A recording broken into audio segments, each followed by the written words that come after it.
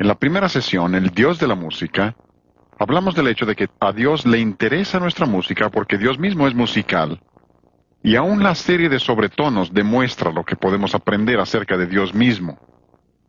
Y en el lenguaje y en el canto, aún las diferentes vocales se determinan por la fuerza de las parciales de la serie de sobretonos. Así que tiene relación con toda la vida y nos muestra que a Dios sí le interesa nuestra música y que Él sí tiene normas. En la segunda sesión vamos a hablar acerca del mensaje de la música. Wilson Bryan Key, quien ha investigado mucho este tema, escribió el libro Seducción Subliminal, La explotación por la prensa, libros de esos. Ha llegado a ser un personaje de controversia, pero tiene mucho discernimiento. Vamos a citar de él en varias ocasiones durante el seminario. Pero él dice, cuando entiendes algo, aquello pierde su control sobre ti. Observas a un mago realizar un truco y te quedas impresionado. ¿Cómo lo hará? Pero una vez que sabes cuál es el truco, pierde su efecto. Así que si podemos entender la música y qué es lo que hace y cómo opera, eso nos ayuda a saber cómo controlar la música que tenemos en nuestras vidas. Así que hoy queremos hablar acerca del mensaje de la música. Y usaremos como lema de nuevo Efesios 5:10, porque este es el principio sobre el cual estamos operando. Espero que entiendan que no les estoy dando mis opiniones personales. No me interesa la opinión de nadie, menos la mía. Lo que quiero exponer son principios bíblicos. ¿Qué es lo que Dios quiere que tengamos? ¿Le interesa a Dios nuestra música? Y si es así, entonces, ¿qué clase de música quiere Dios que tengamos? ¿Y cuáles son los principios pertinentes? Así que estamos usando como lema Efesios 5:10. Repítalo conmigo, empezando por la cita. Efesios 5:10. Comprobando lo que es agradable al Señor. ¿Qué es lo que Dios quiere que tengamos? Ahora, para entender eso debemos entender que la música es comunicación. La música es comunicación. Si no entienden eso, no entenderán lo que está sucediendo en el campo de la música. Ahora, yo sé lo que la gente dice, la que afirma que la música es amoral. Yo conozco su razonamiento. He hablado con muchos de ellos, he sostenido debates con muchos de ellos y sé cómo piensan. Ellos dicen que la música es como un televisor. El televisor no tiene carácter moral por sí mismo, es únicamente lo que le metes al televisor lo que lo hace bueno o malo. Ustedes han oído ese argumento. Pero esa analogía tiene una falla seria. Y la falla es el hecho de que la música no es un objeto inanimado como el televisor. La música es parte de lo que viene a través del televisor. La música no es tu tocacassette o tocadiscos o lo que tengas. La música no es ese objeto inanimado, la música es lo que se transmite, es parte de la comunicación y como tal debe tener cualidad moral. Un hombre de New Jersey me llamó hace varios veranos a mi casa en Greenville, Carolina del Sur, y me dijo, tengo un programa radial las noches de sábado por unas 2 horas. Este programa alcanza todo el sur de Jersey y llega a la ciudad de Nueva York. Y dijo, lo que yo quisiera hacer es llamarle a su casa allá en Carolina del Sur y ponerlo al aire y permitir que la gente llame y haga preguntas. ¿Aceptaría? Y le dije, encantado, vamos a hacerlo. Pues me llamó el sábado por la noche y pasamos un rato fascinante, un tiempo muy emocionante. Las 2 horas pasaron como relámpago. Pero incluso llamó un productor de música rock de la ciudad de Nueva York. Dijo, usted habla de que dedicamos nuestros álbumes de rock al diablo. Le dije, yo no dije eso. Dijo, pues algunas lo dicen. Le dije, pues yo no lo dije. Me dije, pues no lo hacemos. Le dije, pues yo lo creo. No digo lo contrario. Usted dice que no, está bien, yo lo creo. Luego dijo, pero ustedes hablan de enmascaramiento en reversa. Dije, yo no he hablado de enmascaramiento en reversa. Preguntó, ¿por qué no? Le dije, a mí me espanta lo que dicen al derecho. Dijo, sí, tiene razón. Y este era un productor. Dijo, está lleno de basura y suciedad. Un productor. Hubo otro hombre que llamó esa misma noche y dijo, usted dice que la música tiene cualidad moral, ¿no? Le dije, sí, señor. Dijo, dígame cuál nota del piano es mala y yo la quito. Le dije, mire, seamos razonables. Hay diferentes maneras de comunicar y la música es solo una de esas maneras. Si usted compara la música con las otras formas, le ayudará a entender lo que estamos diciendo acerca de la música. Por ejemplo, en el campo del lenguaje. El lenguaje se compone de palabras, comunicamos por medio de palabras. Esas palabras se forman con letras individuales. Le dije, permítame una pregunta. ¿Cuál letra del alfabeto es mala? ¿Qué te parece la letra A? Es mala, ¿no? Dijo, no. ¿Y qué de la letra B? Esa es muy mala. Dijo, no, ninguna es mala. Le pregunté, ¿eso significa que no puedes tener palabras sucias y blasfemas? Claro que puedes, porque aun cuando las letras individuales son neutrales, una vez que las empiezas a combinar, tienes palabras y tienes cualidad moral. Puedes tener lenguaje bueno o lenguaje malo dependiendo de cómo las combinas y cómo las dices. Le dije, veamos en el campo del arte. Arte es otra forma de comunicación, les llamamos bellas artes. Es otra forma de comunicación. ¿Qué sucede en el arte? El arte consta básicamente de líneas y círculos. Confirmé esto con un dibujante. Dijo, básicamente sí, hay otras cosas. Y le dije, en la música también hay otras cosas, pero básicamente, arte son líneas y círculos. Así que le dije al hombre en el radio, supongamos que dibujo una línea. ¿Es una línea mala? Dice, no. Pregunté, ¿entonces un dibujante no podría tomar ese mismo papel y dibujar algo pornográfico? Claro que puede. ¿Por qué? Porque aunque las líneas y los círculos sean neutrales, una vez que los empiezas a combinar, tienes cualidad moral. Hay arte bueno y arte malo según se combinen los elementos. Le dije, si eso es cierto en el lenguaje y es cierto en el arte, ha de ser cierto también en la música. ¿Notas individuales? No, son neutrales. Pero cuando las empiezas a combinar, cuando les agregas ritmo, cuando empiezas a convertirlo en lenguaje, puedes tener música buena o música mala según la combinación de los elementos y la manera de ejecutarlo. La música es comunicación, por tanto debe tener cualidad moral. No puedes decir que sea amoral. Aún más, Wayne Barlow, otro de mis maestros en la Escuela de Música Eastman, he mencionado a varios de ellos. Estos son eruditos muy respetados, son músicos muy distinguidos. Wayne Barlow está en la música electrónica ahora. Creo que uno de los hombres más brillantes que jamás he conocido. Wayne Barlow dijo en uno de sus libros, el significado de la música es la música misma, no la letra. Vamos a citar a muchos más que dicen lo mismo, pero dijo, no es la letra. Y luego continúa y dice, se entiende aún mejor que el lenguaje mismo. Y es que las palabras pueden ser muy confusas. Tienes que tomar el contexto para entender el significado de las palabras. Por ejemplo, la palabra calle. ¿Qué significa? En un contexto es un camino, en otro es orden de callar, pero la ortografía y la pronunciación es la misma. Y dices, pues, ¿cómo lo puedo entender? Tienes que ver el contexto para ver cómo se usa. Y cuando empiezas a entender el lenguaje de la música, el Dr. Barlow dice que se entiende mucho mejor que las palabras. Él reconoce ese hecho. Lo que trato de hacerles ver es que los eruditos siempre reconocen este hecho. Este es un libro muy interesante. Este no lo lean a menos que les guste mucho leer. Esta es lectura muy pesada. Y lo que hace este autor es que toma algunas de las doctrinas fundamentales de la Biblia y muestra cómo se relaciona la música con esas doctrinas y cómo la música que tenemos en nuestras iglesias debe corresponder a las doctrinas que profesamos creer. Y por ahí dice, las palabras por sí solas son inadecuadas. La música nos ayuda a entender la verdad de los hechos. La música va más allá de los hechos, a los significados ocultos. Debemos saber que eso es cierto. En nuestra época con la televisión debemos entender esto mejor que nunca. ¿Por qué? ¿Alguna vez han bajado el volumen de la televisión para ver qué entienden? No entenderán mucho, porque el sonido de fondo determina lo que está sucediendo. Por ejemplo, en una escena donde una mujer se acerca a una puerta, mete la llave a la chapa, hace girar la perilla, abre la puerta, entra. Sucede todos los días, ¿no? Pero la música te dice que alguien la espera en el interior. ¿Ven? La música determina el sentido. La música va más allá de los hechos porque la música es el lenguaje de los sentimientos. Y no hay que tenerle miedo a los sentimientos. Algunos piensan que todo lo sentimental es malo. No, recuerdas las cosas en las que participas emotivamente. Yo recuerdo cuando se casó nuestra hija menor, Gina. Fue un momento emotivo, porque entregábamos a nuestra última hija. También recuerdo muchos años antes, cuando ella nació. Me tocó ver el nacimiento. Estuve ahí, creo que todo papá debe tener esa experiencia. Vi el nacimiento. Vivíamos en Carolina del Sur, llamé a mi hermana en New Jersey para decirle que teníamos una nueva niña en nuestra familia. Pasé 20 minutos llorando al teléfono. Pagué por 20 minutos de llanto.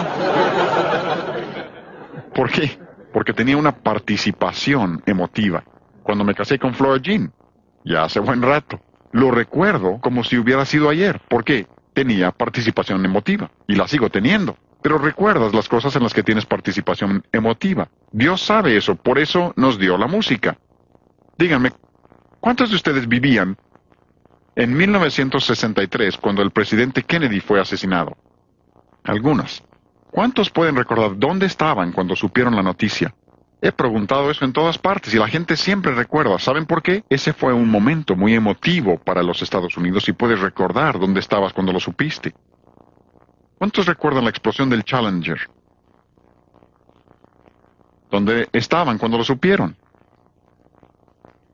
Como es algo tan emotivo para el país, recuerdas el evento muy bien. Yo recuerdo comerciales que escuché hace años. La televisión está consciente de esto. El radio entendió esto. No recuerdo dónde los escuché, pero por ejemplo, quisiera al mundo darle hogar y llenarlo de amor, sembrar 1000 flores de color en esta Navidad. ¿Cuántos recuerdan eso? Algunos arrugaditos recuerdan eso. Obvio que de eso hace mucho tiempo. Pero aún lo recuerdo porque le pusieron una tonadita. Si no le hubieran puesto música, no lo recordaría. Les podría cantar comerciales actuales. Y si es que ellos saben eso, saben que cuando se transmitió el juego del Supertazón en el año pasado, un comercial en ese programa costaba $28,000 por segundo. No por minuto, $28,000 por segundo. ¿Por qué se imaginan que siempre ponen música en el fondo? Quieren despilfarrar dinero, ¿no? Ah, no, están conscientes de que eso te cautiva y te ayuda a recordarlo porque afecta tus sentimientos y lo recordarás mucho tiempo después de que hayas olvidado otras cosas. Por eso predicadores que piensan que pueden predicar el Evangelio y usar el tipo de música que queramos están equivocados porque la gente recordará esos cantos mucho tiempo después de que hayan olvidado el mensaje. Y no estoy menospreciando la predicación, pero es la música y Dios así lo diseñó. Esto es lo que dice este hombre. Música va más allá de los hechos, a los significados ocultos. Comunica en un nivel diferente. Y de nuevo, como ya he dicho, nada tiene de malo tus emociones, pero también tenemos que entender que hay algunos sentimientos que no caben en el cristiano. ¿No es así?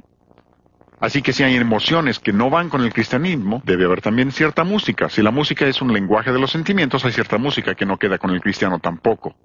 Eso tiene sentido, ¿no? Leonard Bernstein dice, la música no tiene que pasar por el sensor del cerebro antes de que pueda llegar al corazón. Dice, un fa sostenido no tiene que considerarse en la mente, pega directamente y por eso es tanto más poderoso. Lo que dice es que sin que lo analice tu mente, pega directamente en tus sentimientos y te alcanza en un nivel que no puede ser alcanzado de ninguna otra manera. La música tiene ese poder y debemos saberlo. Este es un libro muy interesante.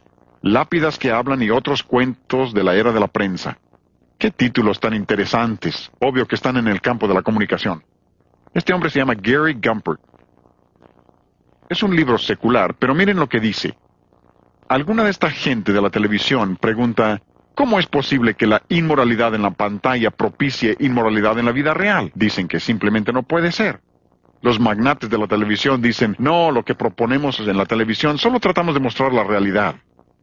Y debo decir que están totalmente confundidos en cuanto a lo que es la realidad. Recuerden que realidad es lo que se acerca más a la verdad y la verdad es lo que Dios afirma que es verdad. Así que ellos muestran la cara asquerosa de la vida y dicen que eso es realidad. Están confundidos, pero dicen, podemos mostrar toda esta inmoralidad, consumo de drogas, todo eso, y no afecta a nadie. Wilson Bryan Key refuta esto y me gusta mucho su afirmación. ¿Recuerdan? Seducción subliminal y algunos libros de esos. Wilson Bryan Key dice, si no crees que afecta a la gente, asómate por tu ventana. En la década de los 60, cuando las canciones hablaban de drogas, ¿qué sucedió? Fue cuando los jóvenes empezaron a usar drogas al por mayor. Cuando las canciones empezaron a hablar de amor libre y sexo libre, fue cuando una ola de inmoralidad inundó a nuestro país y a nuestros jóvenes.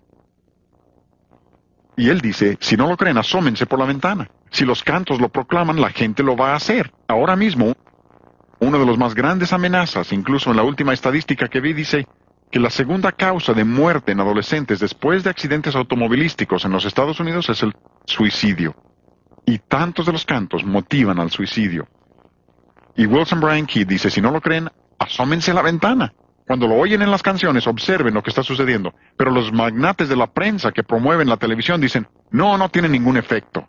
Pero, al mismo tiempo, dicen que la publicidad modifica la conducta del público y procuran que la gente se anuncie porque sí logra que el consumo aumente. ¿Hasta dónde llega la hipocresía? Este es un libro relativamente nuevo. Se llama Control Mental Sabatina. Ustedes que son padres deben leerlo. Escrito por un hombre cristiano exponiendo la filosofía que se está enseñando a nuestros niños.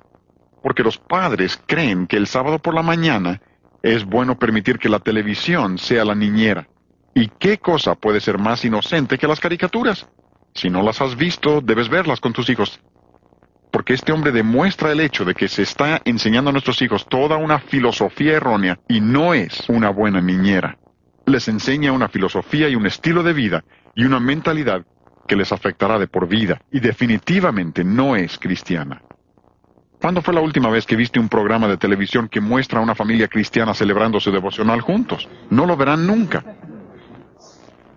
Incluso siempre que muestran a los cristianos ponen a un predicador y lo ridiculizan. Siempre es una especie de tontito. En las caricaturas observarán que el padre siempre es el tonto, el idiota. Es una filosofía equivocada y tenemos que entender que sí nos afecta, y parte de su efecto es a través de la música. Este es un libro muy iluminador, repito, este sí es lectura muy pesada, no lo lean a menos que les guste leer cosas muy pesadas. Se llama Una teoría generativa de la música tonal. Si no me interesara este tema, yo no lo hubiera leído. Escrito por dos hombres, Fred Lerdahl y Ray Jackendoff. Uno es catedrático en la Universidad de Columbia y otro es Universidad de Brandeis, para que conozcan su trasfondo. Uno es musicólogo, el otro es lingüista. Escribieron su libro porque querían hacer un estudio para exponer las reglas de la música que se comparten por todas las culturas. Tomaron lo mismo que hemos mencionado, la monogénesis de la música, y dijeron, debe haber reglas que rebasan los límites de las culturas, que rompen barreras etnológicas, y debe haber reglas que se aplican a toda la música. Cuando lo estudiaron en el campo del idioma, ¿saben lo que descubrieron? Encontraron que el 85% de los principios del lenguaje son innatos, y solo el 15% tiene que ser aprendido. ¡Qué maravilla! ¿Y por qué? Si vamos al libro de Génesis, el primer capítulo, y vemos que Dios es un comunicador. Es inevitable esa conclusión. Dice el versículo 3. Y dijo Dios, versículo 5, y llamó Dios, versículo 6, y luego dijo Dios, 8, y llamó Dios, vez tras vez. Dios habló y el mundo fue, y un día, como veremos en la sesión 6, nuestra última, como dice en Hebreos 12, un día hablará y el mundo dejará de existir por la palabra de su poder. Y aquí vemos que Dios es un comunicador. Así que cuando Dios nos hizo a nosotros, nos hizo capaces de comunicar. Los animales no comunican como nosotros. Tendrán su manera, pero no se comunican igual que nosotros. Solo el hombre puede hacer eso, porque el hombre está hecho a la imagen de Dios. Pero cuando tomaron esos mismos principios y los aplicaron a la música, ¿saben lo que descubrieron? El 95% de los principios de la música son innatos. Y solo el 5% tiene que ser aprendido. En el campo del lenguaje dijeron, si dejáramos a los niños solos, arreglarían el idioma. Por ejemplo, le dices a un pequeño que traiga algo y dice, lo traigo. Y le dices que lo ponga en el pasado y dice, lo trají. ¿Por qué? Ese es el 15% que tiene que aprender. Es lo diferente, lo irregular. Pero dicen que en el campo de la música, el 95% de esos principios en la música son innatos y solo el 5% tiene que ser aprendido. Tienes que violar todos los principios de la buena música para poder disfrutar el rock. Toma simplemente lo que toca al volumen. Olvida todo lo demás, solo el volumen. Casi tienes que ser un sadomasoquista para oír eso, porque Dios ha hecho tus oídos para resistir cierto volumen.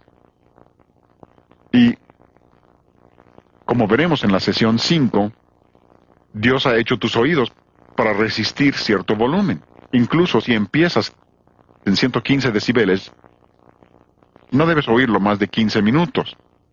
Y por cada 5 decibeles que aumentes el volumen, el tiempo debe ser la mitad. A 120 decibeles, limítalo a 7 minutos y medio. A 125 decibeles, limítalo a 3 minutos y cuarto. Díganme, ¿quién determinó eso? A ver, Dios determinó eso. Algunos dicen, la belleza está en el ojo del que mira. No lo crean. La belleza está en el ojo de Dios.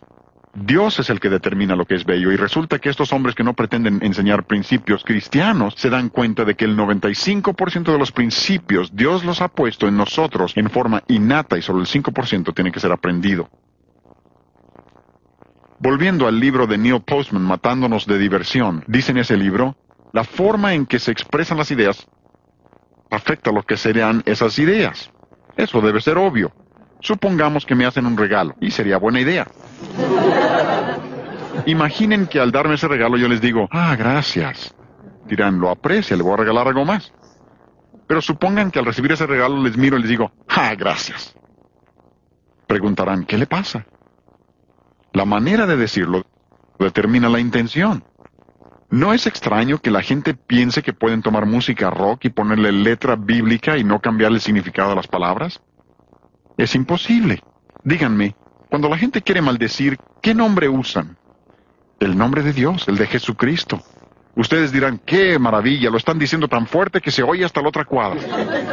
No, decimos, eso es blasfemia, no hagas eso. ¿Por qué? La manera de decirlo determina si las palabras son bendición o maldición. Oigan este ejemplo.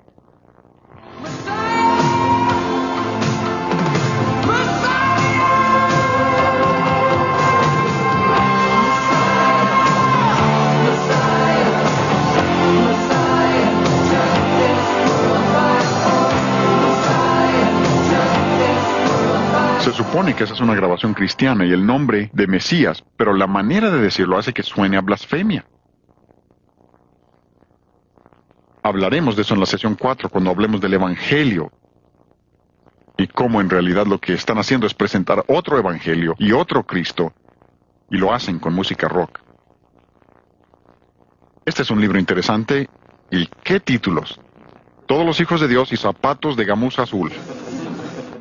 Por un hombre cristiano, Kenneth Myers, habla de la cultura popular y cómo esa cultura se relaciona con el cristianismo. Y en este libro dice, las formas culturales pueden cancelar la comunicación.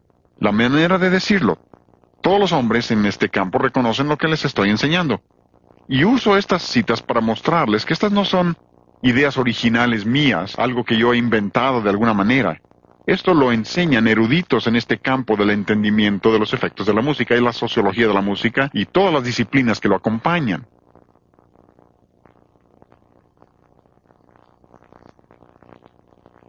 Otro libro, volviendo al libro de Gary Gumpert, Lápidas que hablan y otros cuentos de la era de la comunicación, dice en este libro que los fans de esta música, y a propósito en el campo de la música cristiana contemporánea, así les llaman, fans. Es diversión y tienen sus fans que los siguen. Pero dice que los fans insisten en que la calidad es subjetiva. Si a mí me parece malo, es malo. Si a mí me bendice, ¿tú cómo lo puedes dudar, no? O sea que mi reacción a aquello es lo que lo hace bueno o malo. Todo es subjetivo. Dicen que ellos insisten en eso. Pero dice, esto es como el borracho que cree e insiste a gritos que no está ebrio y a los 5 minutos está inconsciente. El señor Gumpert continúa y dice, el juicio sí es subjetivo, su evaluación de la situación, pero la condición misma no lo es. No importa lo que digas, dirás, pues yo no lo veo así. Eso no quiere decir que la música no tenga cualidades inherentes. Tu juicio sobre la música pudiera ser subjetiva, pero las cualidades inherentes no es asunto subjetivo. Es objetivo. La palabra de Dios comenta sobre esto, y quisiera tomar los siguientes versículos para mostrarles que hay muchos versículos que aunque no mencionan la música directamente, estos son adicionales a los que veíamos que sí mencionan la música directamente, pero hay muchos versículos que mencionan el tema de manera indirecta, y hay que entender eso. Hace varios años estuve en una ciudad grande, y me invitaron a una entrevista en una difusora de radio cristiana. Le llaman la Estación del Amor, para que se den una idea. Y la noche antes de la entrevista, el gerente de la difusora leyó uno de mis libros. Ha de haber sido un librito que escribí, El ruido fuerte del ritmo rock. Alguien le dio un ejemplar y lo leyó y decidió que no iba a ser entrevista, iba a ser un debate entre él y yo. Y otro de sus hombres sería el moderador, pero eso me lo dijo hasta que llegué al estudio, que iba a ser un debate. Les dije, está bien, si quieren ser debate y no entrevista, está bien. Pues fue muy interesante. Empezaron el programa tocando música rock. Obviamente era música rock, no había duda. Luego me pidieron que comentara sobre ello, así al aire. Así que le dije lo que era el problema con esa música. Luego dijeron, tenemos al compositor en la línea, queremos que hable con él. Muy amable. Les dije, está bien. Así que le expliqué al compositor. Se suponía que era cristiano, así que le expliqué y le dije, este es el problema con la música, permítame decirle por qué está mal y por qué no puede ser música cristiana. Pero luego, y creo que aquí es donde Dios le da a uno palabras, creo que eso se refiere cuando dice que Dios dará palabras, y Dios me hizo pensar, ¿por qué no le hablas acerca de la salvación? Así que estábamos al aire y le dije, Rick, así se llamaba el compositor, le pregunté, ¿cuándo te convertiste? Y me preguntó, ¿a qué se refiere? Así que le di unos versículos acerca de la salvación, y dijo, estuve en un festival de rock hace varios años, estaba tocando un canto cristiano, y me impactó tanto la música que tuve que tomar una decisión. Y le pregunté, ¿qué pasaje bíblico te condujo a Cristo? Romanos 10:17 dice, la fe viene por el oír y el oír por la palabra de Dios. Solo la palabra de Dios conduce a la persona a Cristo. ¿Qué versículo te condujo a Cristo? Y no tuvo respuesta, y finalmente les dije a los dos caballeros que estaban conmigo a la mesa, caballeros, es obvio que estamos hablando con un hombre inconverso. Y Rick estaba escuchando. Y no hubo respuesta. Pero preguntaron, ¿dónde dice en la Biblia no usarás música rock? ¿Han oído eso? ¿Dónde dice la Biblia? Les dije, vamos, seamos razonables. Hay muchos principios de la Biblia que aplicamos a una situación determinada. Por ejemplo, la Biblia no dice, no fumarás. Pero como cristianos entendemos que Romanos 12:1, que dice que nuestros cuerpos pertenecen a Dios, que hemos de tenerlos limpios, puros y santos para Dios, aceptables para Dios, que es vuestro culto racional, y la razón por la que no fumamos es por causa de un principio bíblico que aplicamos en esa área. Yo no lo sabía, pero el hombre con quien sostenía el debate tenía una cajetilla de cigarros en el bolsillo. Nunca había entendido que se toman principios bíblicos y se aplican. Y eso es lo que quiero que hagamos hoy. Tomaremos unos versículos que no se aplican directamente a la música, pero sí se aplican indirectamente. Uno de esos versículos es Hebreos 5:14. Hebreos 5:14, ese versículo dice, el alimento sólido es para los que han alcanzado madurez, para los que por el uso, una palabra muy interesante que literalmente significa práctica, pero va más allá. Hay otras palabras que significan práctica en la Escritura, pero esta literalmente significa por hábito. Es algo tan parte de ti que se vuelve un hábito. Para los que por el uso tienen los sentidos ejercitados. La palabra que se traduce ejercitados es la palabra gumnazo. De ahí viene nuestra palabra disciplina. Pablo le dijo a Timoteo en 1 Timoteo 4:7, le dijo, ejercítate para la piedad, disciplínate, la palabra es gumnazo. De ahí viene también la palabra gimnasio. Es un lugar donde te disciplinas para poder hacer lo que quieres hacer. Y aquí en Hebreos 5:14 aprendemos que hemos de disciplinarlos para la piedad. ¿Para qué? Para que podamos discernir el bien y el mal. Vean, para discernir entre lo que es bueno y lo que es malo. Verán también aquí que a veces Dios nos castiga en Hebreos capítulo 12. Dios nos castiga para que seamos disciplinados por el castigo. También vemos en 2 Pedro 2:14 que uno se puede disciplinar en un sentido equivocado. Uno puede hacer un hábito de hacer lo malo, tanto que se habitúa el corazón a la codicia en dirección equivocada. Pero Dios dice que quiere que disciplinemos nuestros sentidos. Quiere que conozcamos lo que es bueno y distinguirlo de lo malo. Ustedes conocen los 5 sentidos: vista, olfato, gusto, tacto y oído. Yo creo que Dios quiere que disciplinemos los 5 sentidos. Los 5. No tomaremos el tiempo para hablar de ellos hoy, pero se podría predicar un sermón completo sobre cada uno. Nuestros ojos, Dios quiere que disciplinemos nuestros ojos, y en nuestra época de la comunicación todo hombre tiene que aprender a disciplinar sus ojos. Quizás supieron de un evangelista famoso que cayó en pecado y dijo, toda mi vida he tenido una fascinación con la pornografía. Debe haber sabido que la indisciplina de sus ojos lo iba a alcanzar tarde o temprano. Dios quiere que disciplinemos los 5 sentidos, pero observen cuál es el 5º sentido. Es el oído. Dios dice que tú y yo, como hijos de Él, hemos de disciplinar el oído, saber lo que es bueno y lo que es malo. Disciplina, gimnasio, gimnasia. Ir al gimnasio y aprender a disciplinar tu oído, es lo que está diciendo. ¿Han observado cuánto dice la Biblia acerca del oído? Es todo un libro acerca del oído. Se menciona más de 1500 veces en la Escritura. Busquen una concordancia exhaustiva, no menos de 1500 veces Dios habla acerca del oído, porque es tan importante. Es importante para Dios, debe serlo también para nosotros. Romanos 10:17, la fe es por el oír, no por la vista, no por el tacto, ni siquiera por la experiencia. Algunos dicen, yo tuve tal o cual experiencia y eso fortaleció mi fe. No, la experiencia no desarrolla la fe, solo la palabra de Dios desarrolla fe. La experiencia lo puede confirmar, pero solo la palabra de Dios produce fe. Otros dicen, yo tuve tal o cual experiencia y eso destruyó mi fe. No, solo una falta de la palabra de Dios puede destruir la fe. Porque si la experiencia pudiera destruir la fe, los creyentes de Rusia no tendrían fe alguna. Al contrario, son tan fuertes que no quieren saber de nuestro cristianismo. Tienen una fe muy fuerte. Es la palabra de Dios la que produce fe. Pero Dios nos dice, ¿cómo se produce? La fe es por el, ¿qué? Oír. Y el oír por la palabra de Dios. Cristo se le llama, ¿qué? El verbo, lo que oyes en Juan 1:1. A Juan Bautista se le llamó la voz del que clama en el desierto, lo que oyes. La palabra de Dios está lleno de esto. Incluso en 1 de Juan 1:1, Juan dice, lo que era desde el principio, lo que hemos visto y oído, eso os anunciamos. Visto y oído. Los educadores modernos le llaman a eso audiovisuales y creen que tienen algo nuevo. Dios ha hablado desde siempre. Y si toman ese solo versículo y comprenden su trascendencia, se apartarían de la televisión totalmente. Porque tomen el impacto tremendo de la vista junto con el oído y tienen un medio que destruirá moralmente a una sociedad.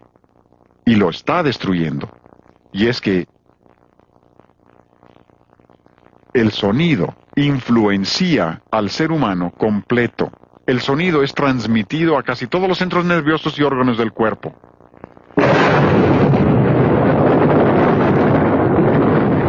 Todos brincaron. Y esa no fue una expresión muy fuerte. ¿Por qué? Tienes más terminaciones nerviosas en el oído que en ningún otro de los sentidos. Dios así te hizo, e hizo que el sonido fuera importante para nosotros. Hay que entender esto. Éxodo 32. Han de recordar este relato. Moisés y Josué, Moisés es el anciano, Josué es joven, y han subido al monte para recibir de Dios los 10 mandamientos. Josué sube un poco y Moisés hasta la cima. Estando él allí, Dios avisa a Moisés que hay problemas en el campamento.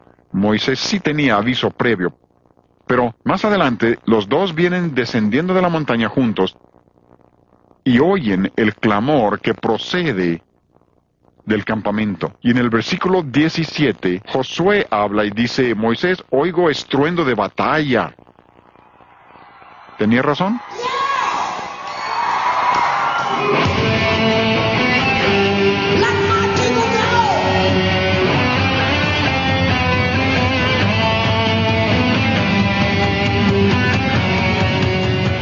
Probablemente eso sea muy parecido a lo que oyeron. Se supone que ese es un concierto cristiano. Música cristiana.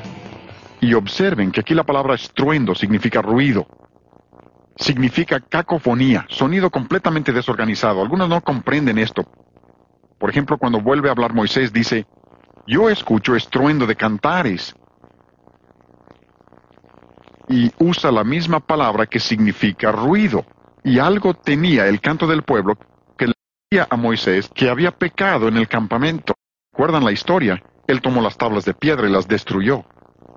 Algunos dirán, pero el Salmo 66 dice, aclamad a Dios con alegría. ¿No es eso lo que debemos hacer? Están totalmente confundidos. Ahí la palabra que se usa es otra muy diferente. La palabra aclamad ahí significa un sonido organizado, hermoso.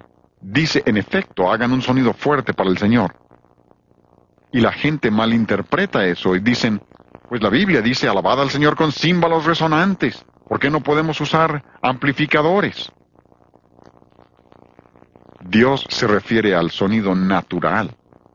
Si cantáramos juntos, todos los presentes, no podríamos producir un sonido que dañara el oído. Si cantaras a todo volumen, no podrías dañar nuestro oído. Incluso si cada uno tuviera un instrumento y fuéramos una orquesta o una banda, no podríamos tocar con volumen suficiente para dañar nuestros oídos. No se puede. La única manera de hacerlo es con un sonido electrónico, artificial o mecánico. Pero puedo meter un amplificador con grandes bocinas y puedo dañar sus oídos en cuestión de minutos. Dios no se refiere a eso. Ese es un abuso del concepto. Y cuando dice aclamad, es un concepto totalmente diferente a lo del clamor que oyeron Josué y Moisés. Uno de mis personajes favoritos en la Biblia es Samuel. Lo veo y pienso, ¿cómo quisiera ser como él? Pero veo a Jacob y digo, ese soy yo. Veo a José o a Samuel y pienso, qué grandes hombres. Pero ahí está Samuel. Es un muchacho. Su madre lo ha entregado a Dios. Así que lo lleva al templo para estar ahí con Elí y sus hijos impíos. Yo en esa situación me haría para atrás. Hubiera dicho, Señor, no me vas a pedir que deje a mi muchachito en esta situación, pero ella lo había prometido a Dios y Dios lo cuidó. Pero seguramente parte del trabajo de Samuel era cuidar al viejito. Mis padres ancianos vivieron con nosotros durante 5 años. Yo sé lo que es cuidar ancianos. Mi papá llegó hasta los 89 años y tuvo su primera embolia 26 años antes. Sé lo que es cuidar ancianos. Y supongo que parte del trabajo de Samuel era estar posiblemente en el mismo cuarto con Elí por si necesitara algo a medianoche. Por lo menos estaba cerca. Si Elí lo necesitara, estaba ahí. Y cierta noche, ustedes recordarán, el Señor llamó a Samuel. ¿Recuerdan? ¿Qué hizo Samuel? Saltó de su cama y corrió a donde estaba el anciano cerca y dijo, ¿me llamaste? Elí dijo, no, yo no te llamé. ¿Saben lo que eso me dice? Eso me dice que Samuel estaba tan atento a la voz de Dios que bastaba que Dios hablara en voz bajita, y Samuel lo oía tan fuerte que pensaba que era el anciano que tenía cerca. Conozco gente, adultos, jóvenes, que si Dios les hablara con un trueno, no lo escucharían. Han permitido que el mundo, la carne, el diablo y la música del mundo ahoguen la voz de Dios, y sus oídos han sido cauterizados de modo que si Dios les hablara, no lo escucharían. Por eso están escuchando toda clase de voces que no debían y haciendo cosas indebidas. Y Jesús, en Marcos 4:24, Jesús dijo, mirad lo que oís. Cuiden lo que oyen, no sean indiscriminados. Mirad lo que oís, pero va un paso más allá. En Lucas 8:18 dijo, mirad pues cómo oís. O sea, usen de discernimiento. Cuando oigan el sonido, tengan discernimiento para saber de qué se trata. No escuchen indiscriminadamente, pensando, bueno, supongo que no lo puedo controlar. No solo lo que oyen, sino cómo lo oyen. Para separar lo bueno de lo malo, porque muchas voces están enseñando el error.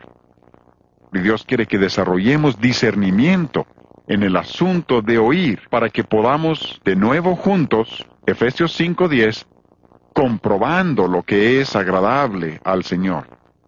¿Hablamos de Dios como el Dios de la música? Sí le interesa, pero ahora hemos hablado del mensaje de la música, no la letra. Creían que íbamos a hablar de la letra, ¿no? El mensaje de la música y la necesidad de discernir lo bueno de lo malo y tener en nuestra vida la música que Dios